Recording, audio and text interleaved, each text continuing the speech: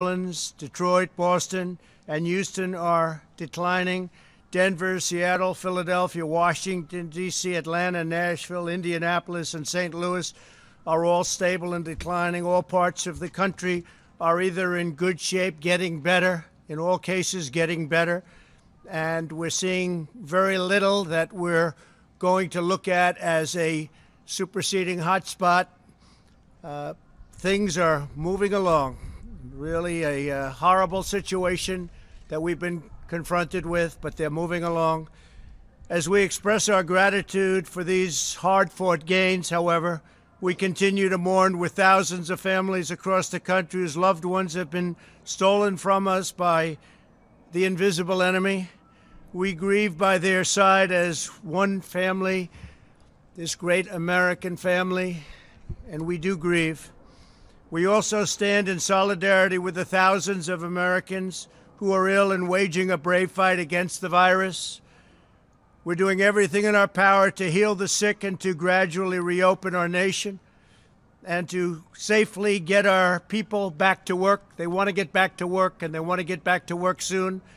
There's a hunger for getting our country back, and it's happening faster than people would think. Ensuring the health of our economy is vital to ensuring the health of our nation. These goals work in tandem. They work side by side. It's clear that our aggressive strategy to slow the spread has been working and is saving countless lives. For those who are infected, we've taken unprecedented action to ensure they have the highest level of care anywhere in the world.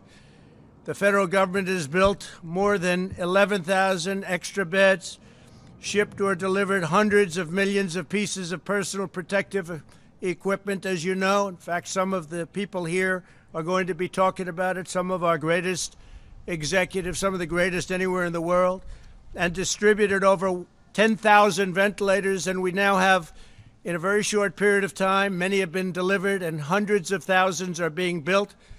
And frankly, every governor has more ventilators right now than they know what to do with. They're actually shipping them to different locations, and we're shipping some to our allies and others throughout the world because we have ventilators. Like the job that they've done in getting this very complex piece of equipment built is actually incredible.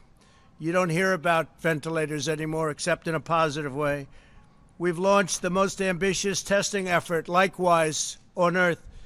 The United States has now conducted more than 5.4 million tests, nearly double the number tested in any other country, more than twice as much as any other country. Think of that. Moments ago, I came from a meeting with some of our nation's largest retailers, including Walmart, Walgreens, CVS, Rite Aid, and Kroger. We're joined by the leaders of those great companies, and we also have with us the leaders from the world's top medical diagnostics companies and suppliers: Thermo Fisher, LabCorp, Quest, U.S. Cotton, and the American Clinical Laboratory Association. These are great companies. These private sector leaders, along with others such as Roche, Abbott, Becton Dickinson, Hologic, and Cepheid, have been exceptional partners in an unprecedented drive to expand the state's capabilities and our country's capabilities. The job they've done has been incredible. The testing that's been developed and being developed right now has been truly an amazing thing. I want to thank Abbott Laboratories for the job they've done. I want to thank Roche, and in particular, those two have really stepped forward. Abbott with a 5-minute test that people can take, and in 5 minutes they know what the answer is. I'd like to ask, if I could, the executives of these great companies, and they have really helped us a lot over the last 45-day period. We're talking about a 45-day period when many of us met, and since then what Walmart and the others have done has been nothing short of amazing. So I just want to ask them to come forward and say a few words about their company. Plus, they're going to make a big contribution to our country. Please, come forward, please. Thank you. Come on up. Thanks very much. Thank you, Mr. President, and thank you for all of you for being here today. And what we'd like to talk about is the progress we made. The last time we were here was March 13th, and we've made tremendous progress. And none of that progress could be made without the 47,000 people at Quest Diagnostics that are working around the clock on working up the test and running the test and delivering the results that we need. As far as results, we've made tremendous progress. We are currently at Quest Diagnostics testing about 50,000 tests per day. We've been pushed by the task force to bring up that number. By the end of May, we'll have 100,000 tests per day, about 3 million tests, and these are the molecular tests that we do today. We've also brought up serological testing. We started that this past week, and by the end of May, we'll be close to 250,000 a day. About 7,000 a month. So you put those two numbers together, it's about 10 million tests by the end of May that we'll be doing at Quest Diagnostics. We're doing that also in a quicker way. Turnaround times were somewhat of an issue. At the early days, we've reduced that to 1 to 2 days. Our turnaround time for people in beds, hospital beds, is less than 24 hours. And we're doing that in the same way we've done it with the FDA and with CLIA, delivering the quality that you all expect. And convenience will improve as well with convenient solutions that will be able to swab individuals more easily and also deliver to consumer, the ability to have consumers choose a test online with a telehealth provider. So with that, I'd like to offer my colleague the podium as well.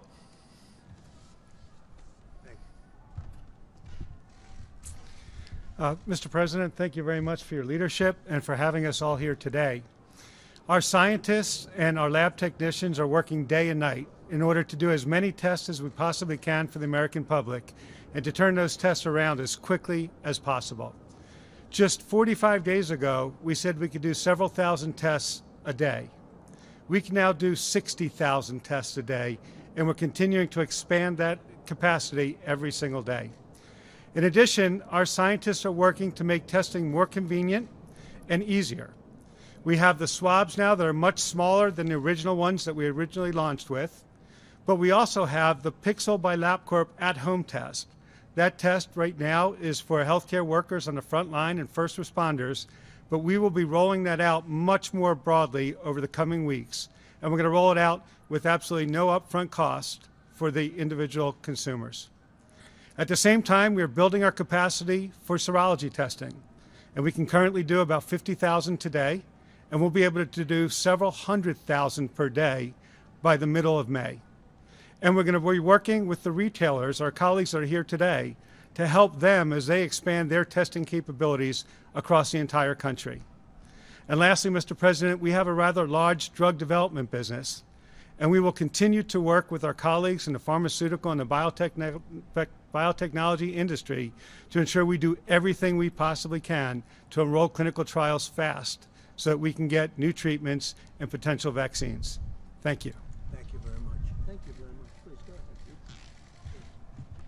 Thank you. Mr. President, thank you, and thank the administration for all of their collaboration to enable Thermo Fisher Scientific to be able to produce the test kits that companies like LabCorp and Quest and the public health labs around the world run. We met our original commitments of producing 5 million kits a week, and we're up to scaling that to double that in the coming weeks in terms of supporting testing around the world. I'd like to thank my 75,000 colleagues around the world for their tireless effort to make that a reality and supporting all of our customers to have the testing necessary to get America back to work. Thank you very much. Great job.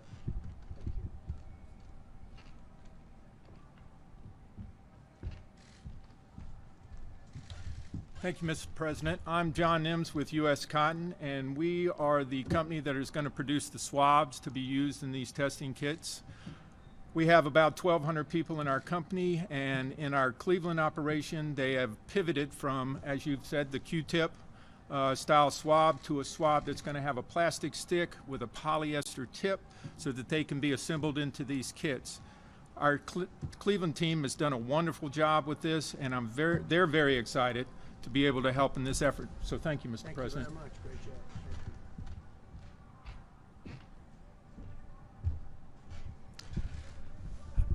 Mr. President, thank you. I'm Larry Marlowe with CVS Health, and it was just over a month ago that we opened up our first drive-through test site.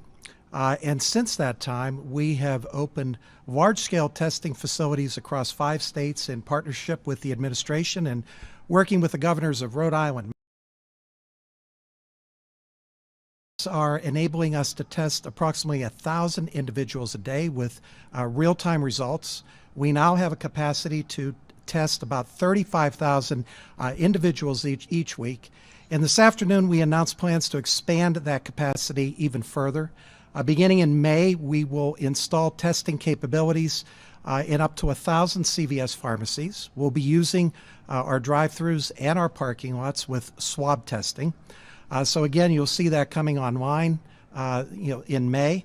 And we also recognize the Vellore Institute of Technology. This year we are happy to announce that we... I'm Richard Ashworth. I oversee Walgreens in the U.S. and I just want to start off, Larry, like you, thanking the over 200,000 Walgreens team members who are in stores every day all across America taking care of our patients and our customers, giving them essential daily needs, the prescriptions obviously that they need, and even COVID testing while we're here. We also announced today we'll be expanding our testing capabilities across all states, including Puerto Rico. We'll be able to triple the volume that we do now in partnership with our lab partners, and we're excited to be able to do that. We're really excited with the public-private partnership that we have here because that's what's enabling us to do this, and we look forward to working with the additional states to get these sites up and running as fast as possible.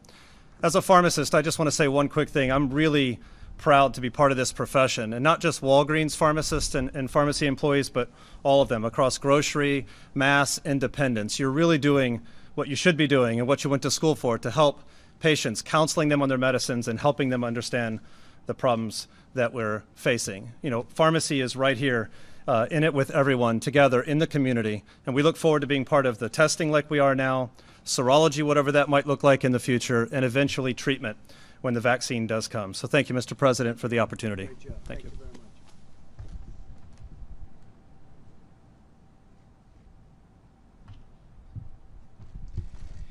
Thank you, Mr. President. Thank you, Mr. Vice President. We appreciate all you're doing to get America back to work and doing it safely. I represent Kroger, and my name is Rodney McMullen. And I am so proud of our nearly 500,000 associates that are doing everything every day to keep customers safe and our associates safe. And one of the things that we were able to do is provide the basic practices we're doing. We call it Blueprint. And it's the things that all of us can learn from on how to get America back working. We also announced earlier today continuing to accelerate our practice on testing. We are actively engaged in 6 states. In the next couple of weeks, we'll take that to 12 states. And the number of tests that we do continues to grow faster than that. Together, we will win. Together, we will solve this problem and move on. America is always great. Thank you again. Thank you very much.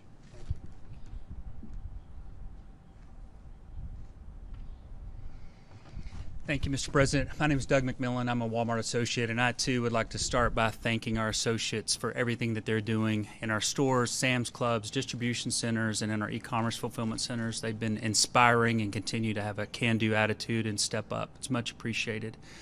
We started 45 days ago, as did everyone else, and we've been operating sites for a while now. We're now up to 20 sites across 11 states. By the end of next week, we'll be to 45, and by the end of May, we'll be at 100. We also, a few weeks ago, Vice President Pence and I were in a distribution center in Virginia, a food distribution center. He was kind enough to come and thank our associates for us there, which is much appreciated. And the President and Vice President were speaking on the phone about surgical gowns, and the President asked if we could put in an order for millions of surgical gowns, and we don't normally buy those, so I wasn't sure if we were going to be able to do that. But I'd like to thank our apparel team and McKesson in particular for partnering with us. We've been able to, in the month of April, secure an additional 2.5 million surgical gowns. And by the end of May, we'll have an additional 6 million available to help. So thank you for the opportunity to serve and for being here. Great job. Thank you.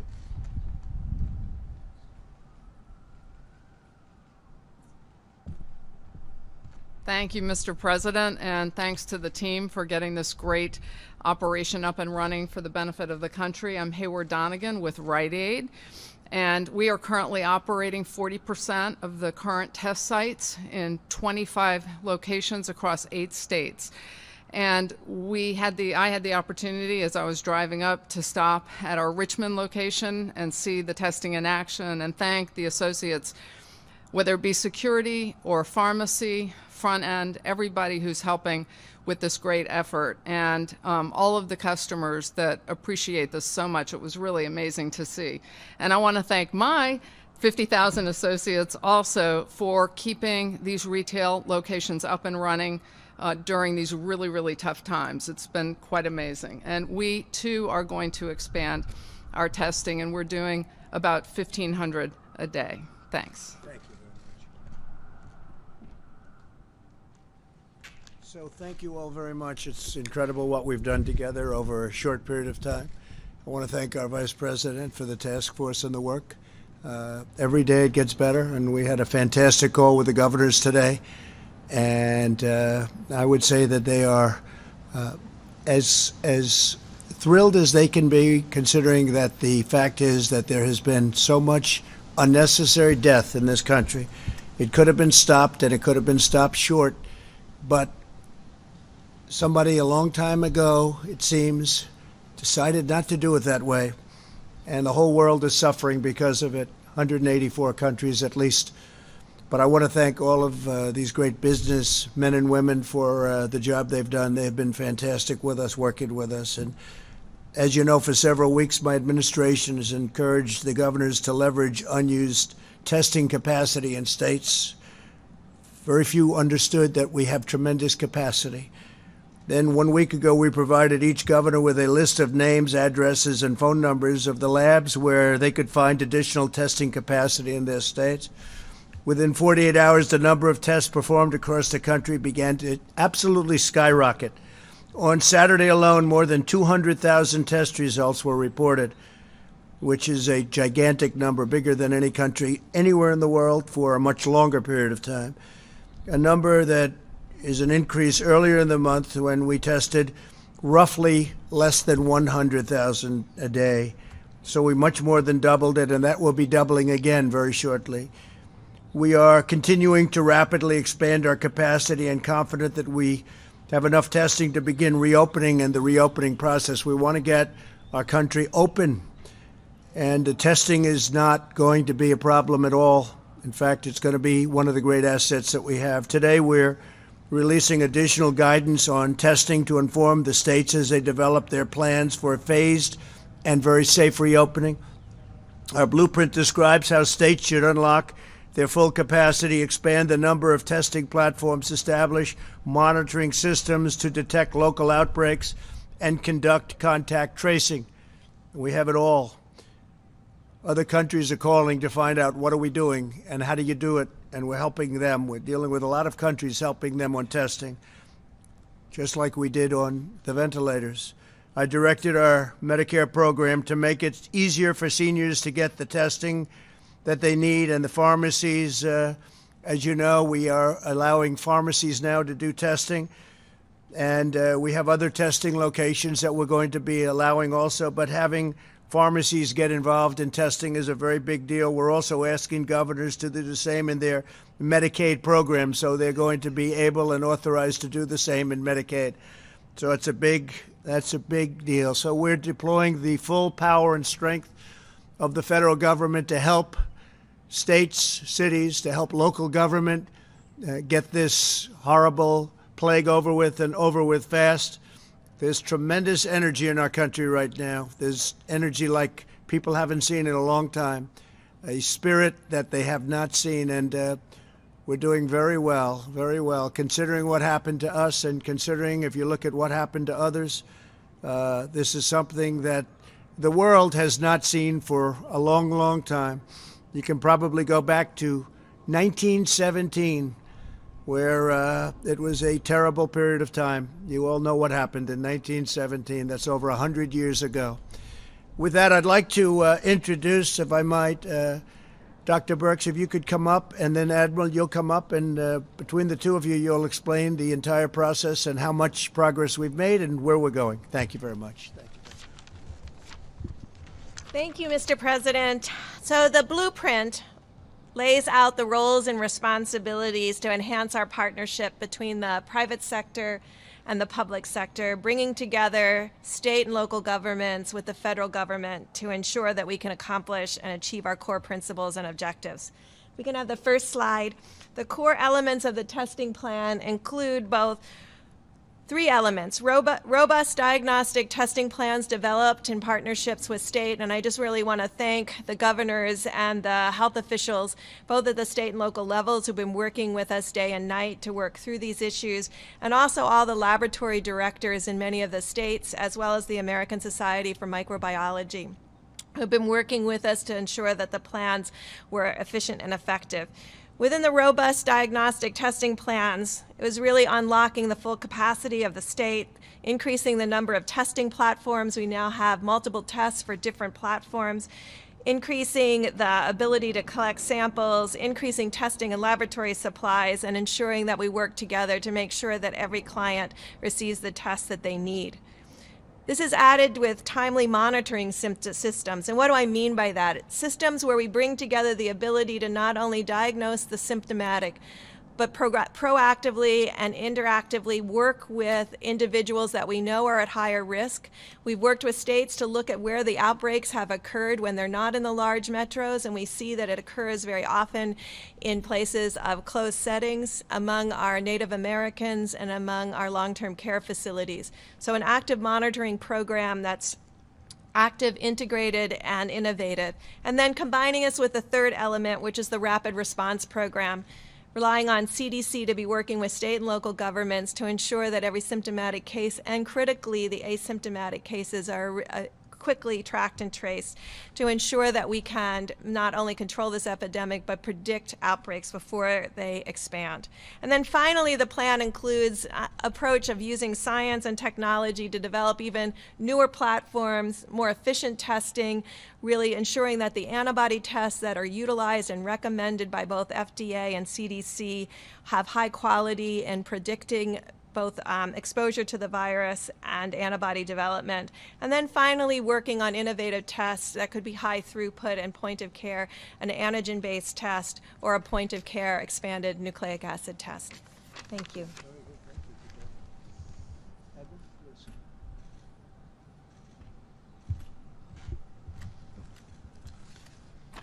Thank you, Mr. President, and thank you, Ambassador Birx. If I could have the next slide, please. I want to spend just a couple minutes about going over where we've been, but more importantly, where we're going. I think we all can understand how we can group this into three distinct phases. First is our launch phase, when we were really engaging the emerging epidemic and the types of things we need to do. For example, mobilize the private sector to develop, test, and have EUAs. And I think you know over the past 2 months, the FDA has issued 67 emergency use authorizations, which is far outpacing anything that has been done or could ever been imagined. Galvanizing the research community in the commercial labs. The reason why we're here with ACLA Labs having done about 3 million tests is because of that day when it was galvanized by the President and the Vice President. We also set models in the community. Those first community-based testing sites that were federally supported and really under the direction of the U.S. Public Health Service, people who had been in Japan testing people on the Diamond Princess to assure that it would be done right and it would be done safely for everyone involved. Then we moved to really scaling. That phase was very, very important because we knew we needed to be at an immense scale to enter the third phase about supporting opening again. This again, for example, a lot of my life is about swabs. It was enhancing the production capability of a small company in Maine called Puritan that you'll hear a whole lot more about, that is sort of the swab provider for the country, but also because of the FDA actions and the actions of scientific community being able to broaden the types to spun polyester. So U.S. Cotton can now come in and start delivering within the next couple of weeks 3 million swabs per week of a different type. It also did things like expanding the community-based testing sites. Whereas we started small with the commercial partners, you see today, right now, we have 73 of this 2.0 sites going to 110. And very importantly, this demonstrated the model. And 68% of those sites are in communities of moderate or high social vulnerability, and 22% are in the highest social vulnerability communities, so that we can make sure the testing gets where it needs to be. You've just heard that that could be expanded to thousands of sites. And finally, stage 3, which is very exciting, coordinating with governors to support testing plans and rapid response programs. Over the past week, a multidisciplinary team from the White House, HHS, FDA, FEMA, has met virtually with multidisciplinary teams from every state, Puerto Rico and the District of Columbia, to understand what their testing aspirations are and to make sure that we can meet those demands. We're going to have another round of those calls this week, but as we talked about earlier today, we will be able to supply every state with the supplies and the tests that they need that will dramatically increase the number of tests we've done to this point. And just to give you an idea, the supplies that we will be providing to states, the minimum that we're supplying to states is approximately double in that month than the Republic of Korea has performed in the 4 months to now accumulated, to give you an idea of the amount of testing that we're going to be doing. So I'm very excited right now as we complete this ecosystem with the large reference labs, the LabCorp and Quest providing the very high throughput, large-scale testing, the galvanizing of the hospitals and academic labs that Dr. Birx has done by a machine-to-machine understanding and promoting that with the governors, and of course using point-of-care testing when and where that's very important to stop outbreaks, or in remote areas like in the Indian Health Service or in Alaska. Thank you, Mr. President. Thank you very much. Thank you. Great job. Thanks, Brad. Okay, so with that, we're here to answer some questions. And Mike is up here also, so we'll answer. Steve, please go ahead. Grapple with when and how to open their states. What's the best advice from you on what they should do? How quickly? Well, we want them to do it. We recommend that they do it as quickly as possible, but safely. We want everyone to be safe. And I think you're seeing that. You're seeing a lot of governors get out and they want to open it up. Many are thinking about their school system. Not a long way to go in the school system right now for this season, for this year. But I think you'll see a lot of schools open up, even if it's for a very short period of time. I think it would be a good thing. Because as you see, in terms of what this vicious virus goes after, young people seem to do very well. Young people seem to do very well. So I know that there are some governors that aren't necessarily ready to open up their states, but they may be ready to open up their school systems. We'll see, but that's their choice. But the word is safety, okay? Rapid, but safety. Yeah, please. Go ahead, please. Thank you, Mr. President. I have a question for you regarding one of the members of your coronavirus task force, and that's Secretary of HHS Alex Azar. Yeah. On January the 28th, he was in the briefing room, and in the briefing room, he told reporters that for the individual American, the virus should not be an impact on their day-to-day life.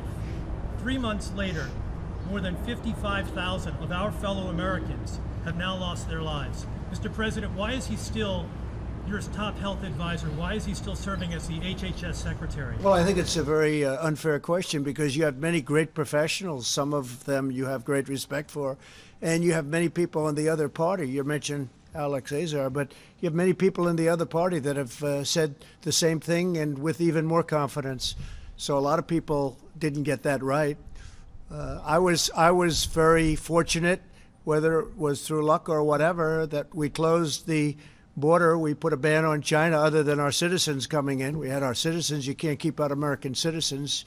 You know, gee, you can't come back into your country. That's a little tough to do, but we put a ban on China. That was very fortunate. But I could tell you that Nancy Pelosi was dancing in the streets in Chinatown. She wanted to go, let's go out and party. Now, that was late into February, so you don't mention that, but you could mention that. Go ahead. Any other? Please, go ahead. Go ahead. Mr. President. He has not been in a briefing Yeah, please, stand up. since April the 3rd. Does that show confidence? You should have no complaints. Please. Thank you, Mr. President. Yesterday, you retweeted someone who alleged that Democrats have quote, inflated the mortality rate of the coronavirus by underreporting the infection rate. Do you believe that's true, that there's some sort of conspiracy theory regarding the number of infections states are reporting? Well, I can only say what we're doing. We're reporting very accurately. If you look at other countries are not. I mean, you can look at China, you can look at numerous countries where I don't think those are right numbers. I can only say what we're doing. It's very important to us to do very accurate reporting, and that's what we're doing. John, go ahead, please. By retweeting that, Mr. President. Thank you. Please. Mr. President, I wanted to ask you about the payment protection plan, the CPP plan to help small businesses. Yeah. There have been a lot of concerns today with the website just not working. In fact, we heard from the American Bankers Association saying that they are deeply frustrated and that until it's fixed, American banks will not be able to help struggling small businesses. Do you know? Well, I just came out and I hadn't heard. I heard there was a glitch. We'll find out whether or not that's so. Certainly, it did work out very well for the original amount of money. This is the second amount, and I'll find out about that. We're relying on the banks to go out and do an accurate job. Yeah, please, in the back. All the companies that get aid, Mr. President. Well, I wouldn't mind doing that. I don't know what the legal status of something like that. I would like to do that, as far as I'm concerned. I'm not involved in that process, but I would certainly like to have it listed. I'd have to find out if there's a legal problem, but if there isn't, I would do it gladly. Please. Mr. President. Charlie Spearing from Breitbart News. And a majority of polls show that Americans blame China for the spread of the coronavirus, and yet they're taking advantage of the crisis to make the world more dependent on their supply chains. How do you hold China accountable, and how do you keep our country? Well, Charlie, there are a lot of ways you can hold them accountable. We're doing very serious investigations, as you probably know, and we are not happy with China. We are not happy with that whole situation, because we believe it could have been stopped at the source. It could have been stopped quickly, and it wouldn't have spread all over the world. And we think that should have happened. So we'll let you know at the appropriate time, but we are doing serious investigations. American businesses from relying on China for their supply chains. How do you fix that? Well, we've already discussed that, and especially having to do with medical supplies and others.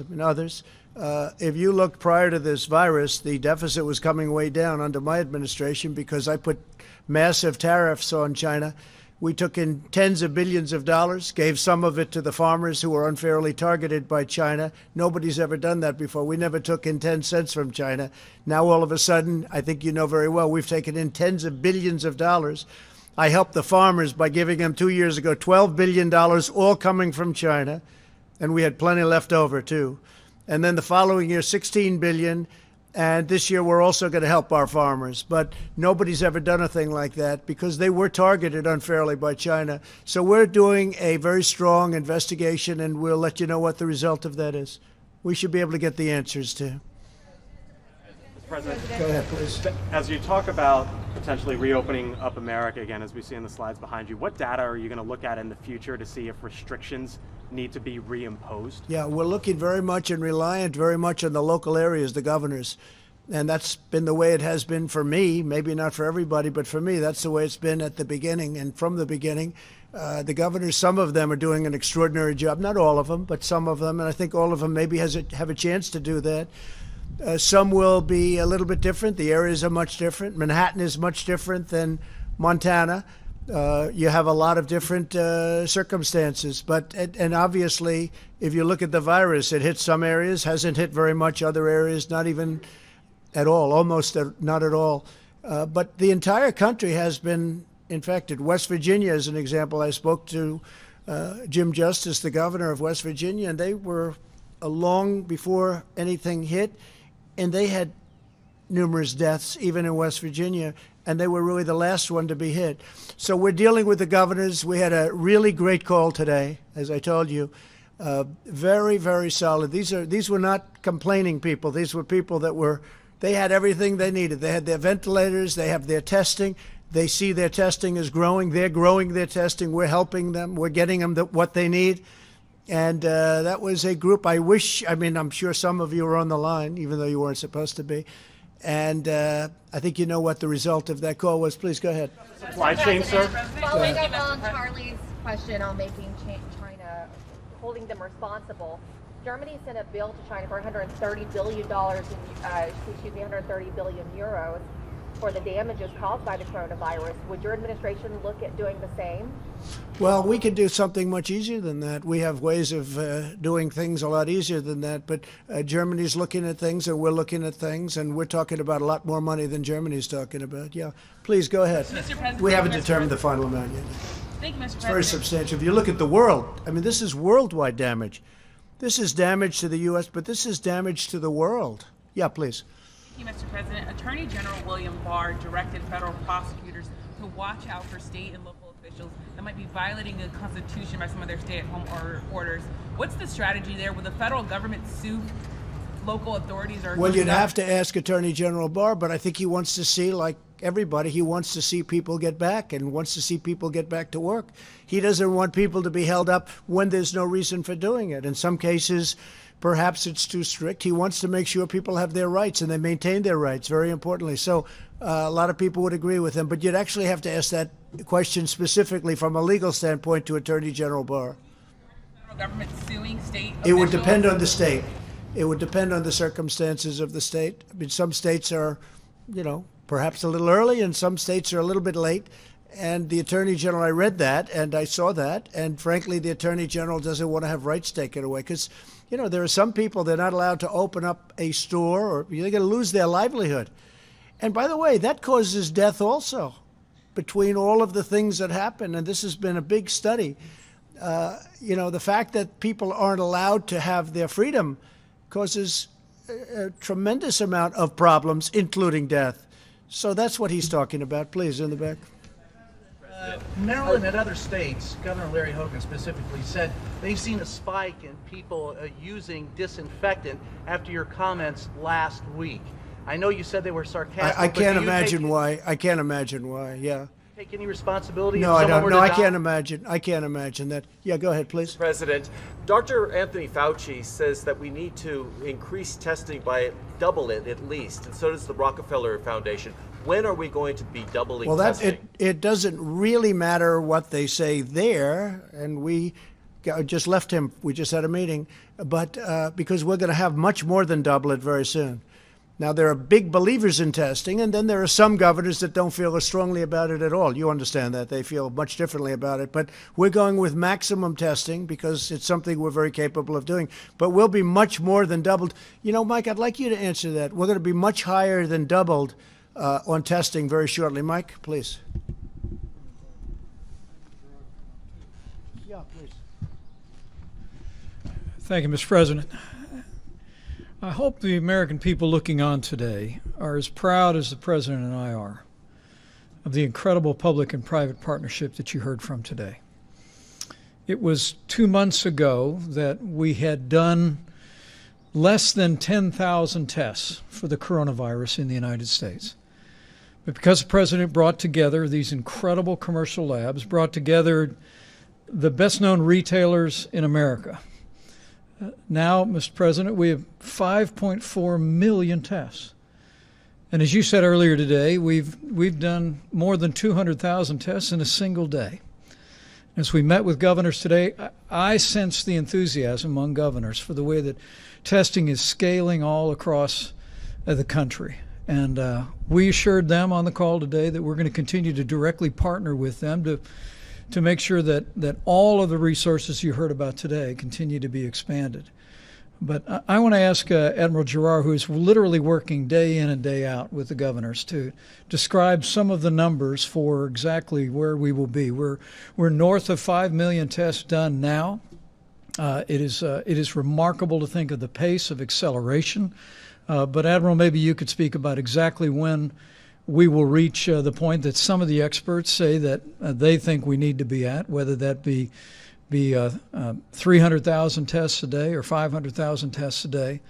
But what's remarkable to me as a layperson, Mr. President, is because of this partnership you've forged, we're almost there, and we'll be there very, very soon for the American people. But everyone who is as anxious to see America reopen as this president and our entire administration are should know that the three-phased approach that the president outlined 10 days ago, we believe, and I believe increasingly governors understand around America, that we have a sufficient amount of testing today for every state that qualifies to enter phase one. to begin to reopen their economies. But, Mr. President, with your permission, I'll just ask Admiral Giroir to give some specific numbers about how quick, for all that we've done, how much more quickly you'll see an expansion of testing because of the partnership that you witnessed again here today. Thank you, Mr. President, Mr. Vice President. The number of tests that need to be done depends on the state level. You understand that places where there's high virus circulating will need many, many more tests. Places that do not have high virus circulating may need less tests. But let's just assume Dr. Fauci was talking about a 4 million per month number, which was sort of a week ago where we are. So we will, according to the governor's plans for next month, we will easily double that 4 million number. We will have over 20 million swabs that we're going to send out. We will have over 15 million tubes of media. We have all the tests matched machine to machine in a focused area. We've gone state by state and understand that. And this is not even including what you just heard, the 5 million per month tests by LabCorp and Quest, or the point of care test by Abbott, or all the other tests that are out there. So in May, we are going to be doing more testing in this country. And people talk about South Korea a lot.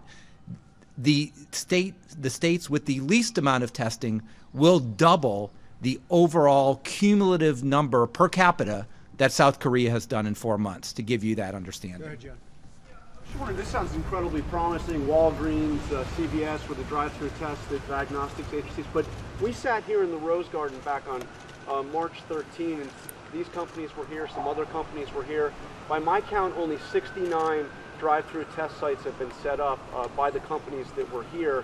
I'm wondering if you, and of course, Mr. Vice President, back in early March, you said we'd be at 4 million tests by the following week. We're just now got there in the last few days.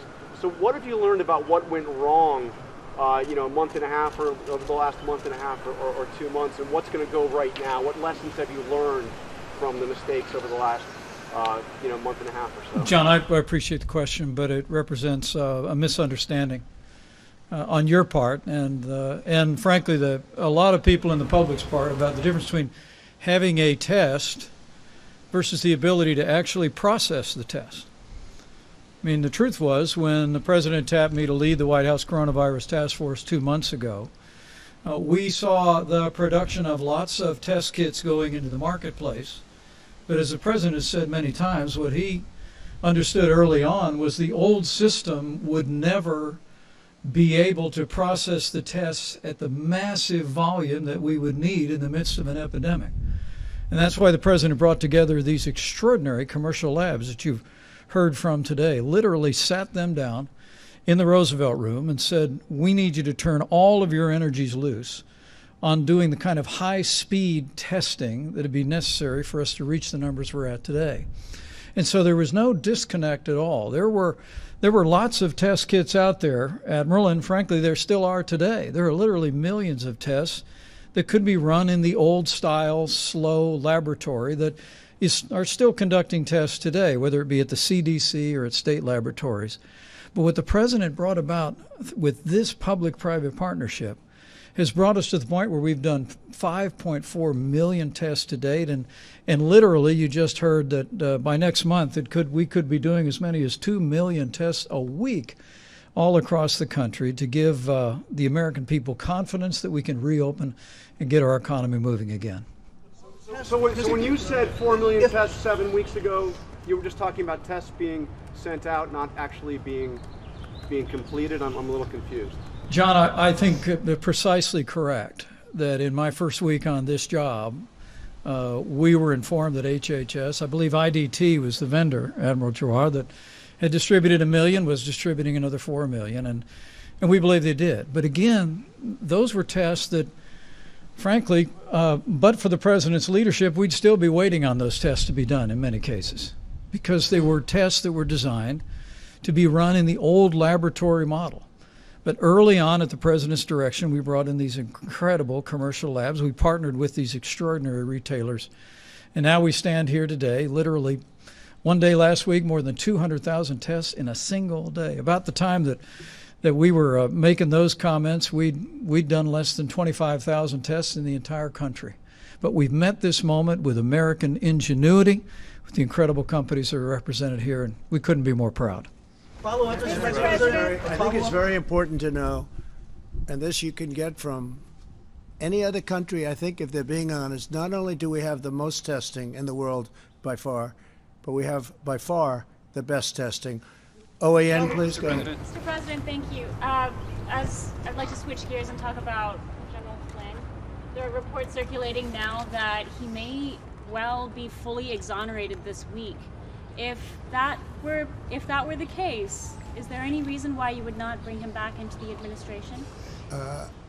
I will only say this. I think that General Flynn is a wonderful man. He had a wonderful career. And it was a disgrace what happened to General Flynn. Let's see what happens now. But what happened to General Flynn should never happen again in our country. What happened to other people should never happen again in our country. What happened to your President of the United States should never again be allowed to happen. Go ahead, please. Mr. President, thank you. Today, one of your top economic advisors, he said that the U.S. is likely to experience a 20 to 30% decline in the GDP in the second quarter, the worst since the Great Depression. Do you agree with that assessment? I don't know, but I can tell you the third and the fourth quarter in particular are going to be, I think, spectacular. We were talking about it with the executives. I think we're going to have a phenomenal third quarter.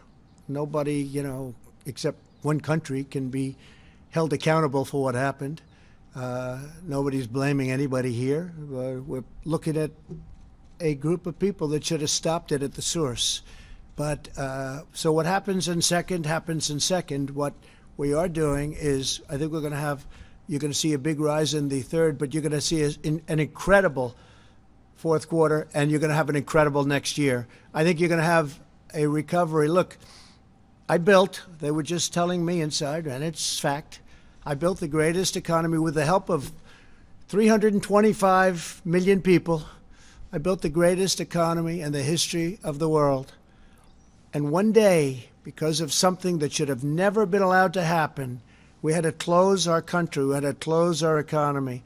I built it.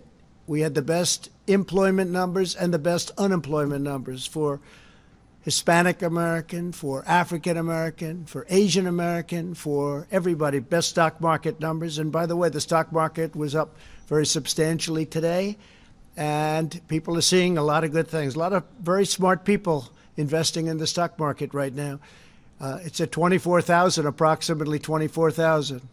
And if you would have said, with the tragedy that this country had to endure and go through, with all of the death and the people that died and were so badly hurt by what happened, and you can only say God bless them, but if you would have said that our country would be in the position we're now, we're ready to move forward. We'll never forget loved ones. We'll never forget these great people that sacrificed for a reason of incompetence or something else other than incompetence, what happened at a point where they could have protected the whole world.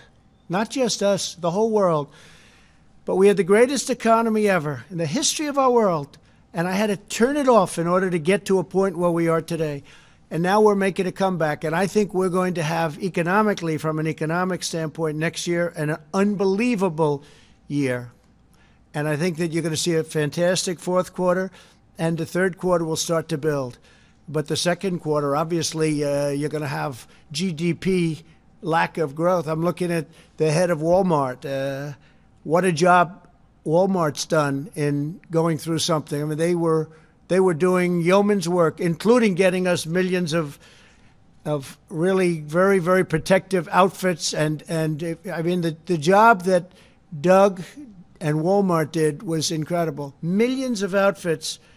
And those are high quality. I've seen them. Those are high quality. That's what we need. So people have stepped up to the plate. I think we're going to have a really good, I think it's going to start building. I think it's going to build fast. I think it'll be a tremendous, tremendous comeback. And, so I say, I built the greatest economy with all of the people that helped me and all of the people in this country. We built the greatest economy the world has ever seen, and we're going to do it again. And it's not going to be that long. Okay. Yes, please, go ahead. Mr. President, opening up the country, how long will you keep up the travel restrictions for Europe? Well, we're looking at that, and it depends on how long it's taking Europe to heal. Italy is starting to make a comeback. I'm very happy to see that with my friend, the Prime Minister. It's tragic what went on in Italy and Spain and France and Germany, frankly, and every country over there. It's tragic. But we'll be looking at what's happening in Europe, and certainly we want to do that, and they want to do it too. They want to do it very badly. Yeah? Do you have any update on Kim Jong-un's health? Have you gotten any update on Kim Jong-un's health? Has he responded to your letter from March? On Kim Jong-un? I can't tell you exactly. Yes, I do have a very good idea, but I can't talk about it now. I just wish him well. I've had a very good relationship with Kim Jong-un. If I weren't president, you'd be in war. You would have been in war with Korea. You would have been in war with North Korea if I wasn't president. That I can tell you. He expected that. That I can tell you. I hope he's fine. I do know how he's doing, relatively speaking. We will see. You'll probably be hearing in the not-too-distant future. All right, one or two more. Go ahead, please. A question about the 2020 election. Yeah. Your likely Democratic opponent, Joe Biden, recently suggested that you were considering changing the date of the election, that you might try something like that. That's my first question. The same question. I never even thought of changing the date of the election. Why would I do that? November 3rd. It's a good number. No, I look forward to that election, and that was just made-up propaganda, not by him, but by some of the many people that are working, writing little statements. I see all the time, statement made, you say so, statement made per Joe Biden, Sleepy Joe. He didn't make those statements, but somebody did. But they said he made it. No, let him know I'm not thinking about it at all, not at all. Okay, go ahead in the back, please. The bipartisan Senate Intelligence Committee came out with the fourth installment of its report. It concluded that Russia interfered in the 2016 elections and there was not political bias. Do you accept its conclusions? Oh, I don't know. I haven't seen the report. Yeah, please, go ahead. President, nice to see you. I think you have a good relationship with North Korean leader Kim Jong-un. But last Saturday, Senator Graham, he mentioned in the Fox News he interviewed, he said he didn't say anything last Saturday. Kim Jong-un nobody knows where he is, so he obviously couldn't have said it. If you have this is breaking news. Yes. That Kim Jong-un made a statement on Saturday, I don't think so. Okay, go ahead. Let's do one more, please, in the back. If an American president loses more Americans over the course of 6 weeks than died in the entirety of the Vietnam War, does he deserve to be reelected? So, yeah, we've lost a lot of people, but if you look at what original projections were, 2.2 million, we're probably heading to 60,000, 70,000. It's far too many. One person is too many for this. And I think we've made a lot of really good decisions. The big decision was closing the border or doing the ban, people coming in from China, obviously other than American citizens, which had to come in. Can't say you can't come in, you can't come back to your country. I think we've made a lot of good decisions. I think that Mike Pence and the task force have done a fantastic job. I think that everybody working on the ventilators, you see what we've done there, have done unbelievable. The press doesn't talk about ventilators anymore. They just don't want to talk about them, and that's okay. But the reason they don't want to talk, that was a subject that nobody would get off of. They don't want to talk about them. We're in the same position on testing. We are lapping the world on testing, and the world is coming to us. As I said, they're coming to us saying, what are you doing? How do you do it? And we're helping them. So, no, I think we've done a great job. And one person, I will say this, one person is too many. Thank you all very much. Thank you. Thank you. Why did Maryland have to go to South Korea to get 500,000 tests?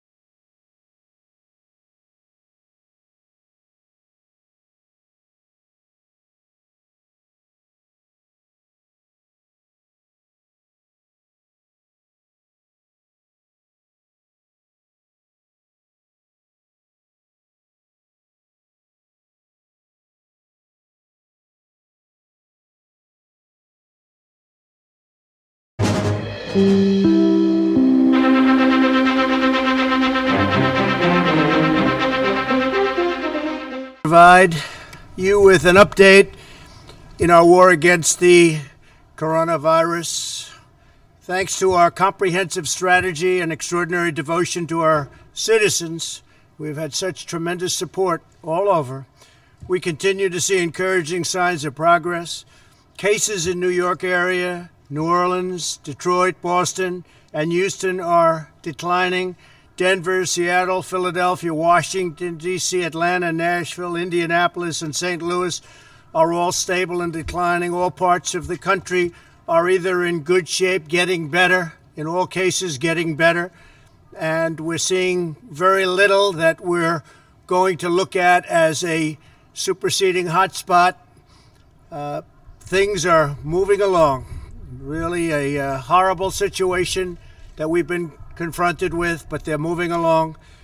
As we express our gratitude for these hard-fought gains, however, we continue to mourn with thousands of families across the country whose loved ones have been stolen from us by the invisible enemy.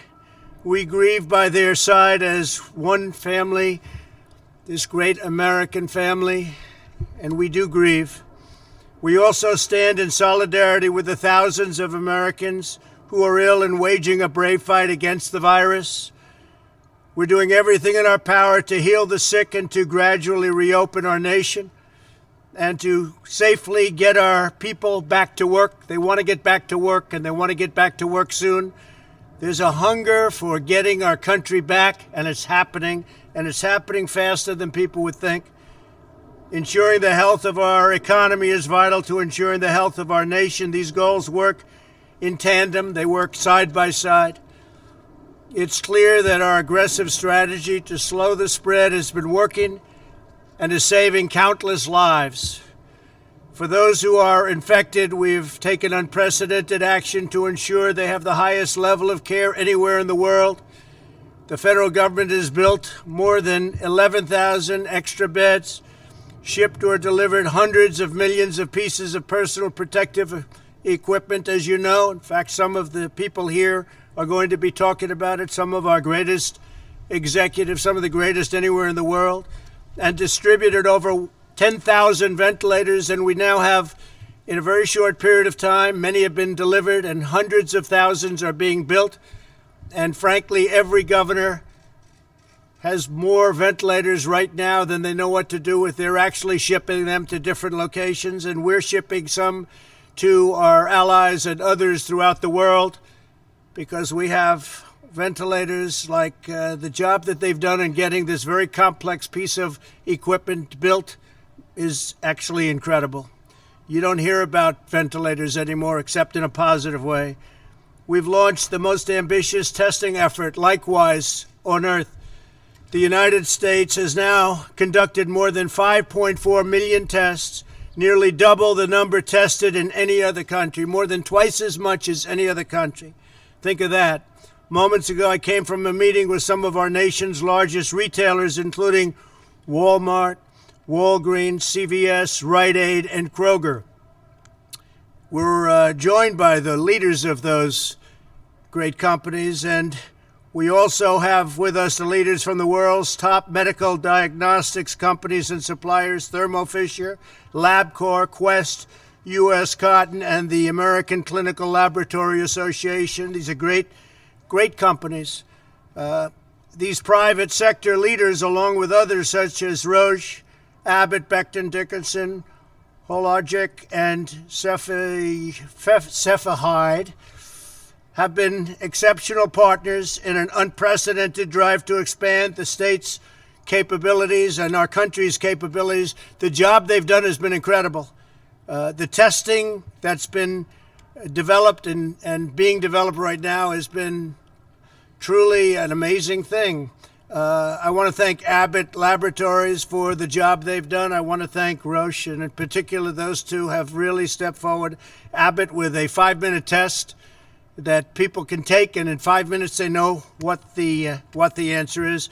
I'd like to ask, if I could, the executives of these great companies, and they have really helped us a lot over the last 45-day period. We're talking about a 45-day period when many of us met, and since then what Walmart and the others have done has been nothing short of amazing. So I just want to ask them to come forward and say a few words about their company. Plus, they're going to make a big contribution to our country. Please, come forward, please. Thank you. Come on up. Thanks very much. Thank you, Mr. President, and thank you for all of you for being here today. And what we'd like to talk about is the progress we made. The last time we were here was March 13th, and we've made tremendous progress. And none of that progress could be made without the 47,000 people at Quest Diagnostics that are working around the clock on working up the test and running the test and delivering the results that we need. As far as results, we've made tremendous progress. We are currently at Quest Diagnostics testing about 50,000 tests per day. We've been pushed by the task force to bring up that number. By the end of May, we'll have 100,000 tests per day, about 3 million tests, and these are the molecular tests that we do today. We've also brought up serological testing. We started that this past week, and by the end of May, we'll be close to 250,000 a day, about 7,000 a month. So you put those two numbers together, it's about 10 million tests by the end of May that we'll be doing at Quest Diagnostics. We're doing that also in a quicker way. Turnaround times were somewhat of an issue. At the early days, we've reduced that to 1 to 2 days. Our turnaround time for people in beds, hospital beds, is less than 24 hours.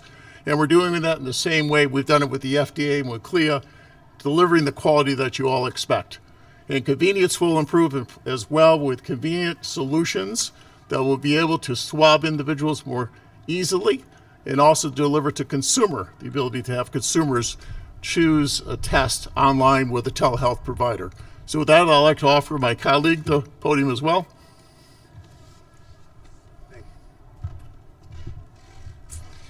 Mr. President, thank you very much for your leadership and for having us all here today. Our scientists and our lab technicians are working day and night in order to do as many tests as we possibly can for the American public and to turn those tests around as quickly as possible. Just 45 days ago, we said we could do several